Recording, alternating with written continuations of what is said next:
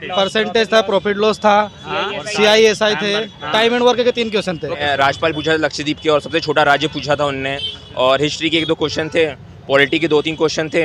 Sir SSC GD का exam था sir, shift कैसा गया पेपर? और अपनी जैसे मैथ्स है ना, मैथ्स का भी लेवल ठीक था, और परसेंटेज के कुछ क्वेश्चन आए थे, और टाइम एंड वर्क के भी आए थे, और चक्रवृद्धि ब्याज भी देखने को मिला है, और 1-2 सिंप्लीफिकेशन भी थे। केवल नहीं, मैथमेटिक्स में मेंसुरेशन से क्वेश्चन है, 2 क्वेश्चन है, प्रॉफिट लॉस से क्वेश्चन है, CISI से क्वेश्चन है, और अपने परसेंटेज से है। बस यानी 1-2 क्वेश्चन जो आपको फंसाएगा, 15 क्वेश्चन जिन्हें करना है, 5-6 क्वेश्चन आपको फंसाने वाले क्वेश्चन है, उसमें अगर टाइम बचता है तो करो, नहीं तो रहने दो उनको। GD का एग्जाम था, शिफ्ट कैसा गया पेपर? अच्छा गया सर। क्या था सर पेपर का लेवल, इजी टू मोटेट क्या कर सकते हैं? सर मतलब इजी भी था, और उसको बोल सकते हैं मैथ्स से थोड़ा सा ऐसा था, कैलकुलेटर था, बाकी बहुत सिंपल था। ओके सर, मैथ्स में किस चैप्टर से क्वेश्चन ज़्यादा देखने को मिले सर? मैथ्स के परसेंटेज था, प्रॉफिट लॉस था, CISI थे, टाइम एंड वर्क के 3 क्वेश्चन थे। ओके सर, रीजनिंग का लेवल बताइए, चैप्टर बताइए सर। सिंपल सिंपल है, बस खाली टाइम मैनेजमेंट करो, उसके बाद कोडिंग। टाइम का इशू था कि टाइम इनफ था सर? टाइम बढ़िया था, यानी थोड़ा कम था 1 घंटे के हिसाब से, बस मैथमेटिक्स रीजनिंग थी, उसमें ज़्यादा ले रहा था। बात ये है कि थोड़ी मतलब प्रैक्टिस थोड़ी हाई होनी चाहिए, क्योंकि टाइम एक हिसाब से देखा जाए तो बहुत कम था। वो मतलब जिसकी प्रैक्टिस थोड़ी ज़्यादा होगी ना, तो हम तो ये कहते हैं कि कोई भी एग्जाम देने आ रहा, प्रैक्टिस थोड़ी ज़्यादा होनी चाहिए। सर GK का कोई क्वेश्चन बताइए जो आपने अटेम्प्ट करा। जीके में मुझे सितंबर 2022 में जो यानी जल पूर्ति के लिए जो आयोजन चलाया गया था सरकार द्वारा, वो पूछा गया था। और जीके में हिस्ट्री से क्वेश्चन था कि यानी नालंदा विश्वविद्यालय किसने बनवाया था, ये था। पॉलिटी में उसने पूछा था कि यानी जो संसद के अधीन जो काम करते हैं मुख्यमंत्री लोग, उससे एक क्वेश्चन था। और GK GS से क्वेश्चन करंट अफेयर्स का वो था एक, यानी लक्षद्वीप हो गया, राज्यपाल पूछ लिया उनने, और सबसे छोटा केंद्र था कौन सा?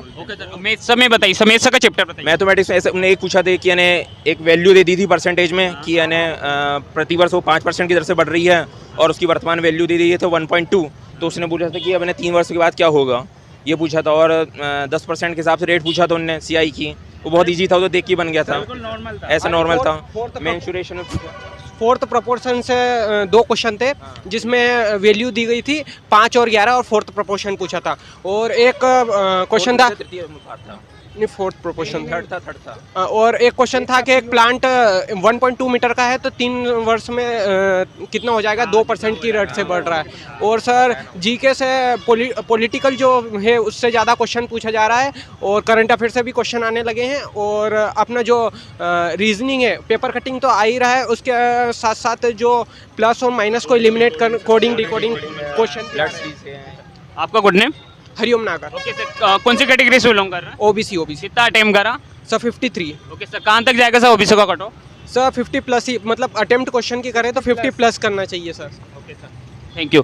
आपका good name sir? Himanshu Sharma. कौन सी कैटेगरी से बिलोंग कर रहे मैं हैं? OBC का कट ऑफ कहाँ तक जाएगा सर? यानी आना चाहिए 50 से ऊपर तो होना चाहिए, 55 से प्लस होना चाहिए आना।